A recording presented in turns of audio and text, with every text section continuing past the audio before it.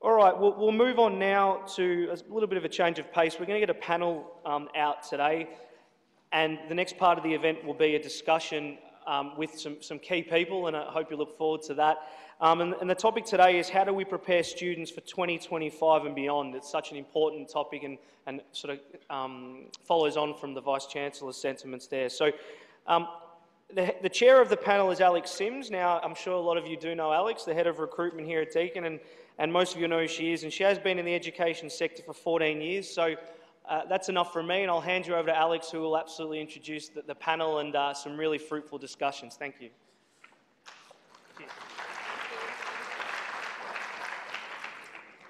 The Brady Bunch would never sound the same again, will it? Well, welcome to all of you on my behalf as well. I'm very happy today to be chairing this morning's panel, which really is an extension on what the Vice-Chancellor was speaking to us all about this morning. How are we preparing graduates for the future? What does that look like from an employer perspective, as well as the perspective of an educational institute? So it's my pleasure to introduce our panel. We have Beverley Oliver, who is our Deputy Vice-Chancellor of Education. Come on down. Beverley was appointed to her role in January 2013, but has been at Deakin for many years. Professor Oliver leads our ambitious education strategy. In particular, the portfolio that Beverley looks after is around reform and management of the student learning experience. And I'm sure we'll hear a lot this morning from Beverley around Deakin Learning Futures, about the learning centres, and how we're utilising technology and digital within our learning. So thank you, Beverley. We also have Heather Hill today, who is a Graduate Talent Acquisition Manager from Deloitte Australia. Heather's focus is both strategic and operational, and she's involved in placing the right candidate into the right role. She's passionate about all things recruitment related and is dedicated to developing a high-performing talent acquisition team. David Essex, many of you know David. He is the manager of the university's Careers and Employment Unit, and I believe addressed many of you last year or the year before. And David's main aim is to improve and enhance the employability of Deakin students and to ensure that they are on the right career path. I'd also like to welcome Karin Miller. Karin Miller is Deputy Director of Nursing and Nursing Midwifery Education at Monash Health, and provides a range of educational activities focused on keeping clinicians abreast of the dynamic changes in nursing and midwifery. And we also have our final member, who is Katherine Grosvenor, who is the Graduate Program Manager from Coles. Katherine has been at Coles for 9 years, completed her graduate program, and is now responsible for the overall management and refinement of the program, and is looking to increase participation rates from 40 to 300 graduates. So no mean feat. Thank you.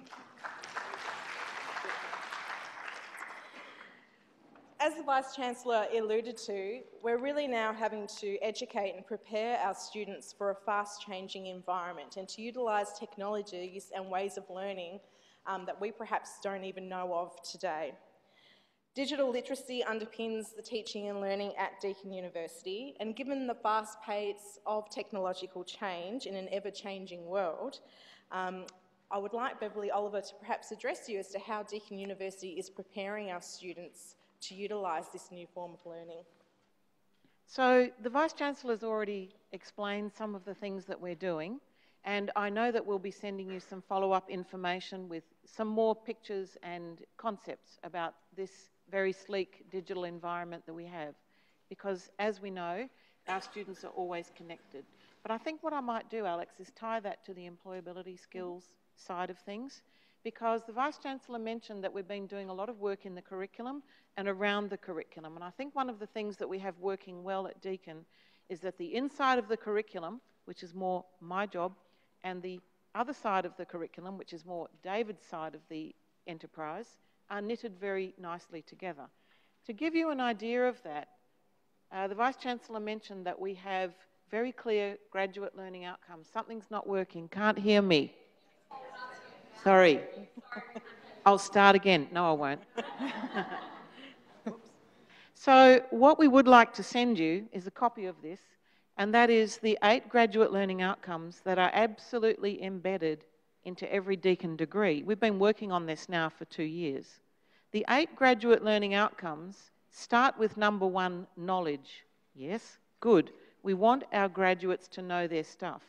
But we constantly hear from employers, and of course I'm hoping to hear this confirmed, there's a message there, from our graduate recruitment side, that the things that employers are really looking for is evidence of things like communication skills, digital literacy, teamwork, problem solving, critical thinking, and global citizenship.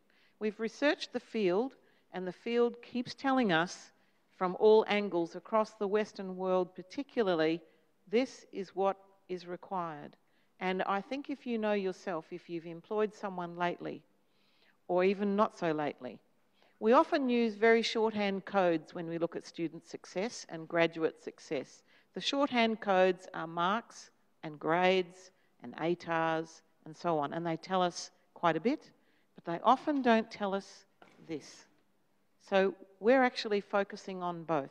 We still, of course, have marks and grades, but we're encouraging our students not only to be digitally literate, to use devices, but to use those devices to create and keep and collect and share evidence that they can do the things that matter in life and to employers. We had a conversation recently with an international consultant who talked about the coming generation and how he sees them working around the world. And he said, and it was music to my ears, but I'd be interested in your view. He said, the generation that's coming is very well equipped. Of course, they're all connected to something, and they constantly snap and collect and create evidence of all parts of their lives. You and I both know that young people and students regularly photograph everything these days.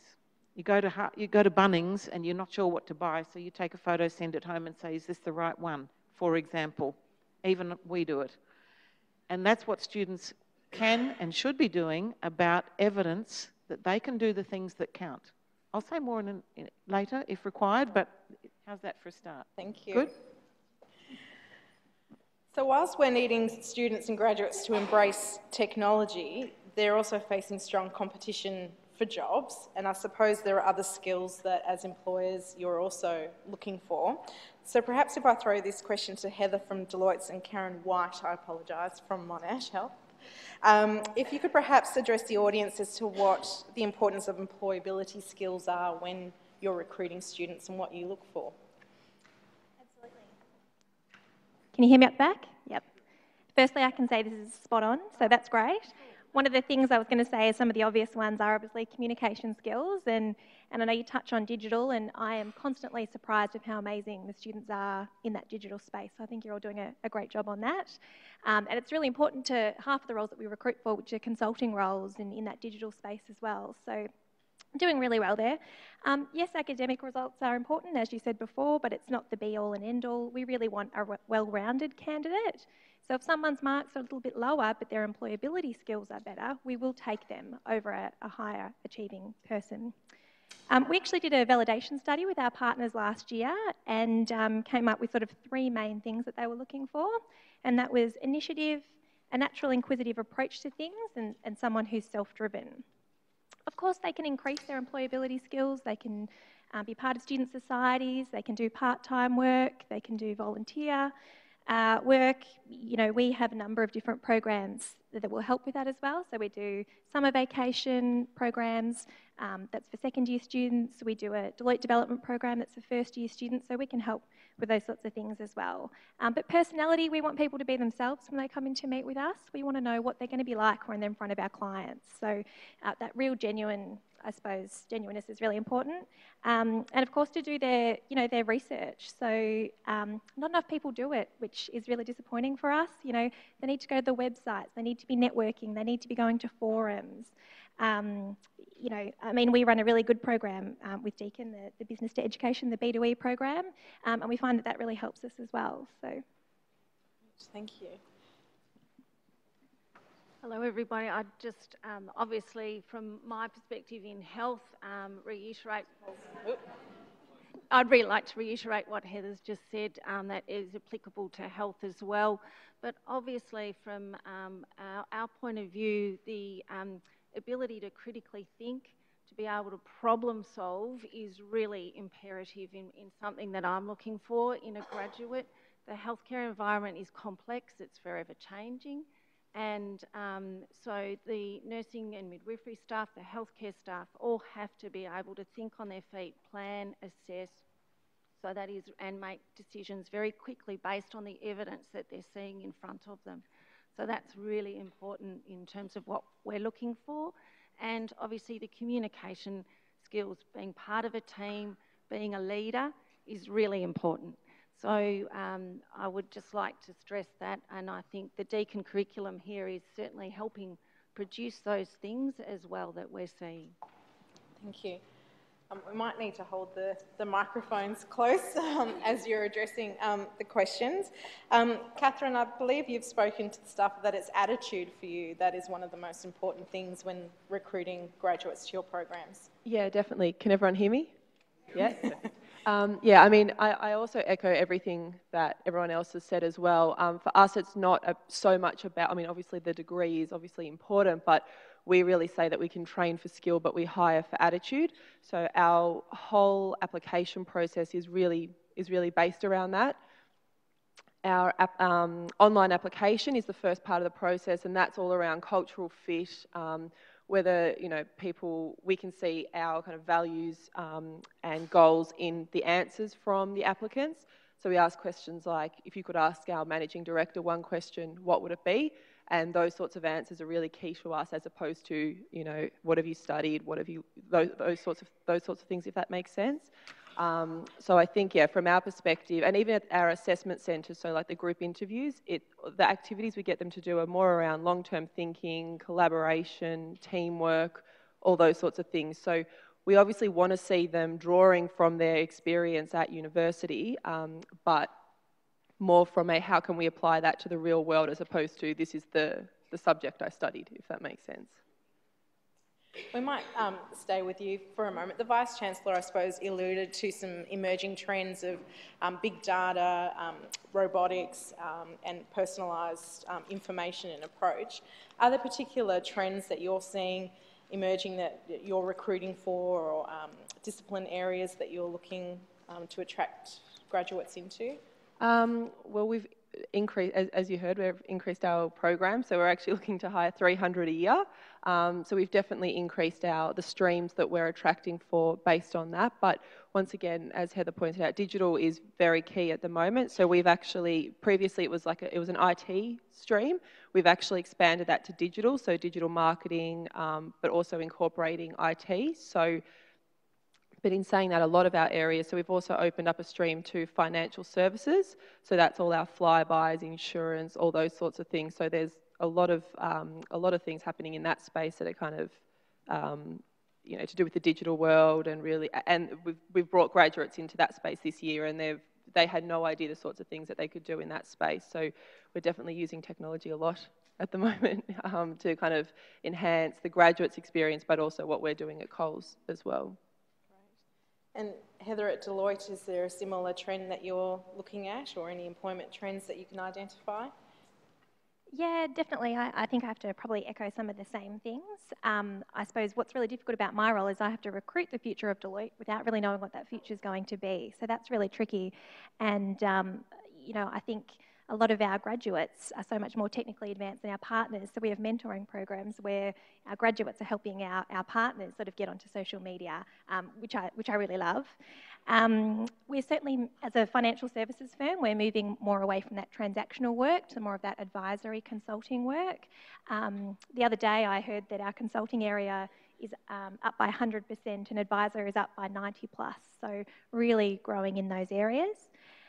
We have a 2020 strategy. I know you're talking about, I think, 2025, so you're even a little bit ahead of us, so that's fantastic to hear. I think probably some of the things that our CEO, who's unfortunately just left us after 11 years, but some of the things he said really stuck in our mind is we have a culture that's based on innovation, and those are the sorts of things that drives us forward. So people continually need to be learning on the job. What they learnt at uni isn't enough. Those are the basics, but they need to build upon that. You know, no career goes in a straight line, and sometimes, you know, the changes in the market, you know, we'll give you some lows, but sometimes they bring you some massive highs as well. So we encourage people to look forward to some of those things. So yeah, we always say fail quick and fail cheaply. Right. Karin, perhaps in regards to the nursing and midwifery and Monash Health, how is that dynamic change in digital and curriculum affecting some of the educational activities that you're running? So can you hear me? The digital, I should just not use it. The digital curriculum is really important because the digital interface in health, as you can all appreciate, is changing quite dramatically. We're having electronic medical records. I work at Monash Health, which is the largest health service in Victoria, and I have responsibility across 5 major campuses and 33 other smaller sites. So to get education out to those areas is really complex. So learning management systems, all of those sorts of things is really important in terms of how the students are interacting and the graduates are interacting, and we're all working together, and the communication is seamless so that we can provide the appropriate care for our patients that way. Right. Thank you. So David, as the Manager of Careers and Employment, your area obviously runs a graduate employment program where you liaise with employers from different sectors. Are there any trends that you can see emerging from what they're looking for, what they're asking from you? Yeah, one clear thing to me is that employers appear to be looking for students who are really astute, really aware, really know what they're about. I mean, this is really just repeating what you've been saying in a way. But our role is to ensure that students know what that means in terms of both their behaviour while they're here at university, the kind of things they can do to build their profile as an individual. And then I think perhaps most importantly, equally importantly, how they can articulate that to potential employers. And potential employers are very astute about picking out who the real players are and who those are who have perhaps made it up a little bit late and so forth. So there's quite a bit of depth in terms of what we try and do with students in terms of getting them started in their first year here at the university, and that could be engagement with student clubs, societies, etc. And then looking at the kind of relevant experience they may have, be it course-related employment or the kind of things they do outside of university, in their social life, club societies and so forth. They're all meaningful things that students can do. However, quite often they don't appreciate that. So it's up to us to both encourage them to undertake those kind of activities and really draw the best out of those in terms of when they come to seek and apply for and hopefully obtain graduate employment at the end of their degree. Great, thank you. In terms of curriculum development and identifying trends of the future and ensuring that our graduates are equipped with employability skills, Beverley, did you want to touch more on perhaps converged learning and other approaches that Deakin is taking? Well, just listening to the conversation, I guess to add a comment, I absolutely agree that the digital skills are absolutely crucial, but I think in teaching and learning and in what students need to learn, what's old is new again, and the fundamentals remain. So even to be able to use a device or to do programming or coding, a key skill is critical thinking. So what's under it is you need to know how to use this and when not to use it. And there's emotional intelligence there as well. So what we're trying to do, Alex, is whether students come on campus or whether they choose to study completely online or, as we say, in the cloud, we want the experience to be engaging and meaningful. A bit of a mistake, I guess, that universities have made over the last 20 years is to think that for the people who can't come into this room and see me do a slideshow and talk to the crowd, we can capture that on a camera and beam it out and broadcast it. And that's just like TV. But even TV these days, there is a level of interaction that wasn't there a little while ago. So if you're watching Q&A, for example, you're listening to people talk and watching the Twitter code go along the screen underneath. So it's a little bit more interactive. But our students expect a whole lot more. So we do want them to engage with the content, if you like, with the material, but we mostly want them to engage with each other and with the teaching staff to be able to ask meaningful questions and go back to those basics about knowing your stuff, knowing how to communicate, knowing when to communicate, and so on. We're also trying converged learning. So the Vice-Chancellor mentioned this morning that we have some learning centres. So in Werribee, Dandenong and Craigieburn at this time, we're having a strategy where we have a small physical presence to enable, I guess, the more tentative, potentially mature age learners or those who might not have entered through the normal process to try and do a smaller group entry using more high-end video conference, but with someone in the learning centre to help them and support them and so on. So we have 3 ways of coming to university, really, 3 modes of study. 75% of our students sign up for campus-based learning, and that's as you would traditionally expect. I'll just add a footnote, though, that even though they sign up for that, I'll add, sort of ironically, that occasionally they even come in here and listen to the lecture as well, because what we do know is that our students also, they sign up for that. The lecture might be in this room, but they'll be in the library watching it on the screen with their mates because they've got coffee and warmth and comfort and connection. As the Vice-Chancellor said this morning, we don't really care how they learn as long as they're learning. But that's the habit of the generation we're dealing with. So even though 75% sign up for on-campus learning, they have a rich digital experience as well. About 25% of our students, mainly not really so much school leavers, but sometimes, sign up to study completely off-campus, or as we say, in the cloud. But they too may want to come onto campus. So again, they'll get learning as and when they like. And then we've got a small percentage, and I know I am numerate, and I know I've added up 100% already, but there's a small number who are also, we're testing these learning centres to see if a physical presence in a smaller place, which is more supported and an enabling idea, will actually be attractive to people as well and give us greater reach. I might also say that we have that presence with our TAFE partners in Swan Hill, in Warrnambool, Portland, and other places. Of course, we have a campus in Warrnambool as well. But we have other small presences around the state. That might be. Thank you. David, I might ask this question to you. How does your service look an extension of the careers support that everyone in this room is doing once the students come to the university? What's the sort of service that your unit provides to students? Okay, I'll preface my answer by asking you to walk in my shoes for a moment here. That at Deakin here we've got approximately 50,000 students, and they age from, I guess the youngest would be about 15 or 16, up to people certainly very much in their senior years. They vary from undergraduate to doctoral students. Their aims and goals are all entirely different to each other, and we've got 4 campuses and a number of learning centres. So it's quite a spread of people and locations. So the challenge for us is to provide all of those students with the kind of support which they need in terms of making effective career decisions, finding out the right kind of information and so forth. In terms of doing that, it certainly is not a one-size-fits-all, and it's certainly not a reactive response on our part.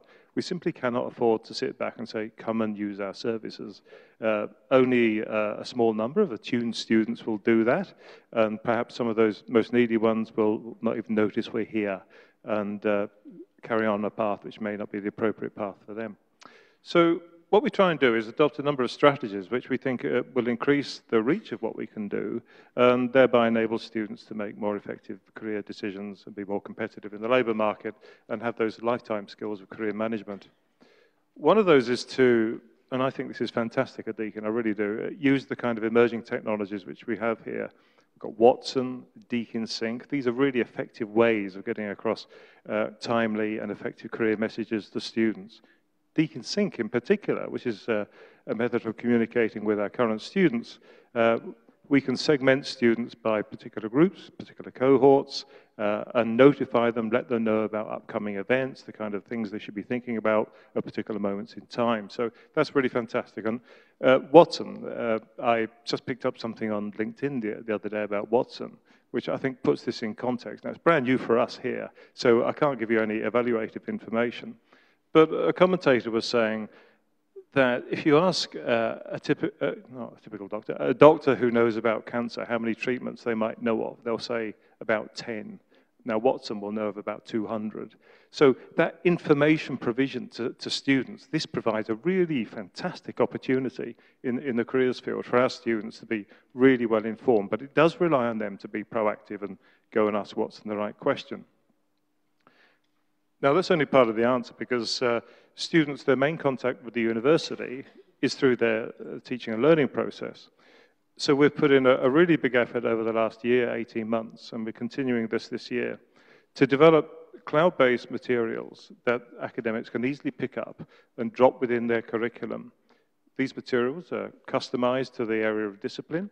They're also accessible. So I often hear it back from academics that students only take notice of things for which they get marks. So we've made sure that these materials, customized to their course, enabling them to undertake effective career decisions, are also things that they have to take quite seriously. They're not an optional add-on extra. In addition to those things, sorry, I won't go on it much longer. I think for most of us, a major intervention in our lives has often been a conversation with somebody. So I'm not denigrating one-to-one careers counselling, which we still offer, and in fact we offer as much as we ever have done. So if a student wants to access a careers counsellor to have a one-to-one discussion, that's something which we'll certainly offer them. However, we don't want to offer them that kind of opportunity, it's an expensive one from our point of view, if it's simply to check a resume, for example. Those kind of things we've got better and smarter ways of doing. So from my point of view, it's a case of resource allocation, but really making an impact with students, getting out to the maximum number of students with the right kind of information, the right kind of resources at a time that they're going to take notice of it. And for those kind of interventions, that information, that support, that help, to be really effective and impactful on those students. Thank you. Beverley, did you want to add? If I could just build on what David's saying, and I know we're throwing a lot of information at you, but one of the things that we try to do is build into the curriculum and into the Deakin Sync portal the opportunity for students to do what we call a Me in a Minute. It's a 1-minute video, it's a free service we offer to our students. We encourage them, they pick up this card and we say, you've been learning these things all through your degree, pick 2 or 3 and we will help you, in fact another student helps them, to make a 1-minute elevator pitch to potential employers. Now, if anyone gets a job using that or it gives them an edge, that's terrific. But for me, the greater learning is that all our students and graduates get the opportunity to sit down for a minute and think, oh, what will I say? So this actually prompts the student to think about, how do I articulate and present myself to a future employer or whoever that might be. And of course, once they've learnt the skill and got the idea, they can make it themselves. So if you Google Me in a Minute, Deakin, and we'll send some information out about that as well. The discussion. I was talking to a HR manager recently and we talked about the pay gap between genders, and she was saying that she felt that girls are really equipped for negotiating their roles, negotiating their wages. I wonder, from your point of view, or from a recruitment point of view, do you think that's true? Is what more you do about it? I'm happy to start. For graduate roles, the salaries are quite stuck, I guess you could say. So everybody gets the same amount, regardless of their gender and those sorts of things. So it's only in those later years, I guess, that they would negotiate. We have a annual review, like a lot of companies would, and that's their opportunity, I suppose, there to apply for promotion, and that comes obviously with salary increase as well. We're pretty tough in those conversations as well, so they really have to prove that they're already, at that level to be able to get that. I haven't heard too much, to be honest, about the differences between the genders, but certainly, you know, we know from research that there's definitely a gap there that still needs to be addressed. I suppose from a diversity point of view, what we focus on more is we actually want to get more women into our business. So we really struggle to get women for our consulting areas, and part of that problem, I guess, is that there aren't enough females enrolling, you know, in the IT courses and those sorts of things. So we're sort of focusing more on attracting more females as opposed, you know, at the graduate level because the salaries are set. So I'm not sure if that helps, but that's all I can add. I don't have a lot to add to that one either, because our salaries were controlled by the enterprise bargaining agreement. So and our graduate certainly salaries are set. Yeah. Yes, quite similar. So we do have, so our graduate program, when they start, they're all on the same salary. Previously, they actually all went up together. So when they did get a REM review, they all went up to the same amount. We've actually changed that, and it's based on talent. So we also have talent reviews twice a year for the graduates, and the REM is completely dependent on talent within the organisation and your performance within the organisation. So yeah, I'm not seeing it so much in Coles, but we have made a conscious effort to try to make sure that we are being fair. But once again, it is solely based on performance. But our issue as well is in areas like IT, trying to get that gender balance. That's where we're seeing it as well, the attraction piece and trying to get females interested in IT. On the flip side, trying to get males interested in HR is also a bit of a challenge that we're having. So I think for us, it's more the attraction piece as opposed to the REM or the salary as well. Are there other questions from the floor? I'm happy to open up the Q&A for you all to start asking questions. We've got about 10 minutes or so. This gentleman at the back. What you're saying in terms of the employability skills and whatnot, preaching to the converted in terms of us trying to deliver that information to students back at our schools. However, I'm sure there's a few of us in here who deal with colleagues who are so content-driven and so content-focused, forgetting these sorts of basic skills that are required for the workplace. What sort of, there's a lot you've already said, but are there any specific messages that you guys would recommend we take back to these colleagues who are so focused on this, to ask them to rethink the way that they go about approaching their pedagogy, to be able to incorporate these sorts of skills into what they teach and what they impart to their students? Beverley? David?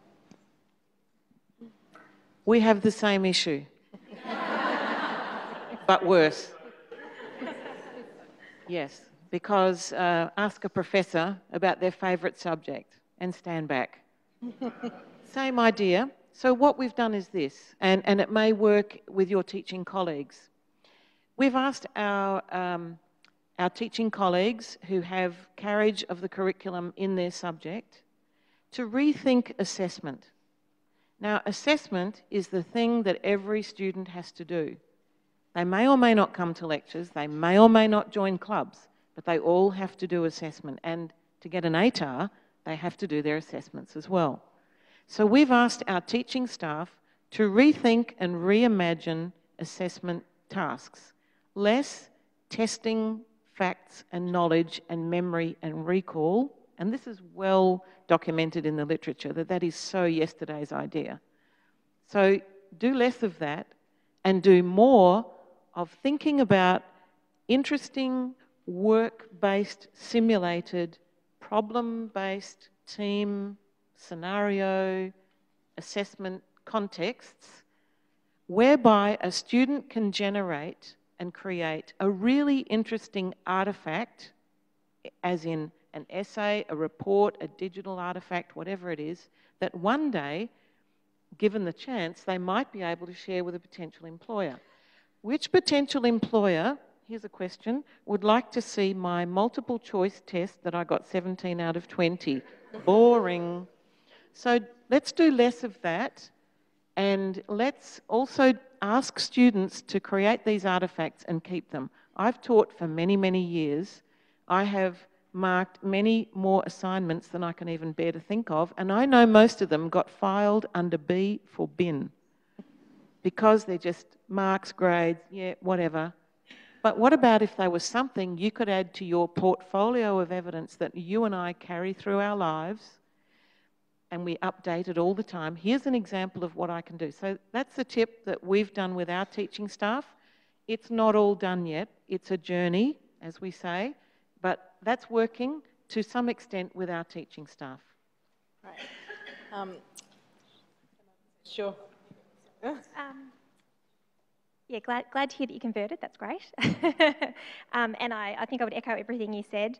I was just thinking, you know, as you were speaking about some examples from some of the decision makers within our business, some of our partners who will say, you know, this person didn't look great on paper, but I met them because they were applying for an internship, and then they told me about this app that they created, you know, with their friends, and then they went, wow, this person's amazing. So it's if their students can show things that they've created, that they've made, projects they've been involved in, they're actually so much more interested in that. I even had a partner yesterday who said, you know, I'm not seeing enough emotional intelligence, and I know that's you know, very hard to teach, but you know, that's another thing that they're really looking for. We're working with some universities at the moment and putting students into studios and giving them, say, a data set and saying, okay, we'll work on this and we'll provide people from our business to be your mentors and we'll help you along the way. But it's working with their other student colleagues to come up with those outcomes. So it's being able to give examples and talking about things they've actually done, because sometimes the things that they've done like that are amazing to us. It's such a great addition. They can come in and do that for our business. So if you created that app on your own with your mates, imagine what you can do for us. So I'm not sure if that helps, but I'll pass on. Yeah, so I think from our perspective, where we are seeing, we acknowledge that this is an issue, and so we're actually doing things like work experience, but we're seeing a lot more of that coming into Coles. So for that very reason, so they can, so this is during year 10, for example, we've just done it in our IT department last year. One of the reasons for that was to really kind of show the students what IT can be and how much fun it can be. So, you know, really talking about that digital space. We had them there for a week. They were all assigned to projects and they all had an iPad, because that's the cool thing at the moment. So they all had their iPads and apps on the iPads, and they were doing challenges as groups and things like that. So what we were assessing them on there, it wasn't, I mean, obviously they were working on a project and we were looking at that, but it was really around the teamwork, and we were looking at kind of their working together and collaboration and all of that. And then the schools were able to, they did, you know, mini presentations, and the schools were able to see everything that they had taken out of that experience. And I could be here all day talking about this, but we're doing that through the unis as well with vacation work and internships. And once again, when we're looking at, so the vacation program goes for 6 weeks, and once again, they're working on projects. And when we're looking at whether they're going to be suitable for the internship, it's all about, you know, if they were the right cultural fit and hardworking and all of those sorts of things. And once again, they present that back to the university, so the university sees what they've been working on, and not just from a, this is my outcome perspective from the project, but the things they learnt working as a group and working in a corporate environment and all of those sorts of things as well. So we are trying to really tie schools and unis in with what we're, you know, bring the students into our environment so the schools can see how much they're getting out of, not just the skill piece, but the working together and all of that as well. Karin, how does curriculum development play a role at Monash Health? Curriculum development's really important, and we have a strong partnership with Deakin in that. And obviously, from my point of view, nursing midwifery students come out on placement, so we have an opportunity there, and Deakin coordinates their placements so that they learn something in their subject, and then they come out and then they can put that theory into practice, and that application of theory into practice, and then that reinforcement is incredibly important. The other thing that we get consulted on a lot is looking at what is it that you're looking for, and I talked about leadership in nursing midwifery, because nurses and midwives play a pivotal role in directing patient care. They're the constant caregivers, so they're the constant in that patient's healthcare journey, and so from that point of view, leadership is really important, and that's something that I'd encourage you all to be thinking in all aspects. I think of what we're talking about here is leadership plays a really vital role,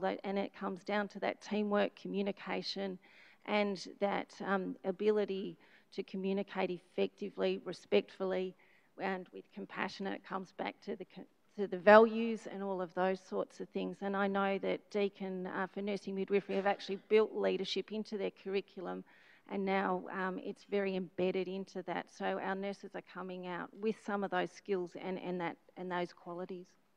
Great, thank you. Some other questions? Judy. Thank you for the opportunity. I just wanted to ask, everyone talks about leadership. Not everyone can be a leader.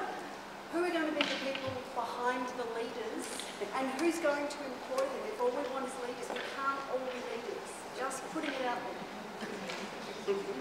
I'm happy to answer that because it is a problem that we have in the workplace. So we have graduates come in and go, I want to be a partner in 3 years' time. And we have to say to them, look, yes, we have some graduates that became, partners at 25, and that's amazing, but that's not the norm. So really have to explain, to them that, it's not just about that traditional career path of I'll become an analyst and then I'll become a consultant, a senior consultant, et cetera, et cetera. And we talk about the sideways movements as well quite a lot, those lateral movements. So you can go from one service line and then move into this other service line and have all these amazing opportunities. We talk a lot about secondments as well, short-term, long-term, within Australia, overseas, internationally. We're having a lot of our students, who are now saying, well, I want to come to Deloitte because you're a global firm and I can travel the world. And that almost seems to be more attractive, or as attractive as that, old-fashioned path to being a leader. I suppose it's only the ones who shine the brightest that are going to become the leaders as well. And it is a competitive environment. So. You're choosing those that don't want to be leaders. You're choosing all leaders. You can't all be leaders. You need to choose. Can I just clarify what I mean by leadership when I'm talking about leadership skills. So there's something that is defined in everyday practice. I see graduate nurses standing up based on their assessment that they have seen that there is something that they're not happy about with their patient. They may not be able to define it, but I want them to have the confidence and the skill to be able to stand up and actually challenge somebody and say, I'm not happy with this situation. So when I'm talking about leadership, I'm talking about that as opposed to a hierarchical. So I just probably need to define that for you. Just a point about, mentioned that assessment's probably overrated in terms of the long-term context. Before you mentioned about assessment, and I think we're finding out in education, assessment is becoming a large part of our job on a greater basis. In terms of that, in the corporate sector, psychometric testing is used quite commonly for employment. And I always wonder how much emphasis you place on the psychometric testing process, given that you were saying that emotional intelligence is hard to define in a isolated situation unless you meet the person. So, what level of value do you put on that psychometric testing process, please? We don't actually do psychometric testing at the moment. We have done it previously and we kind of go back and forth with it a little bit. So the reason we actually stopped doing it was because we realised we were missing out on a lot of good applicants that may have just not been able to get the top scores in those tests. So we actually stopped doing that. But what we do now is actually get them to complete tests once we've already employed them, but purely so we can kind of see the sorts of personality types they are, where the best fit for them would be, and so we can really get an assessment of their personality. So we do see that as important once we've employed them, really getting an understanding of what their strengths are, what their areas of opportunity are.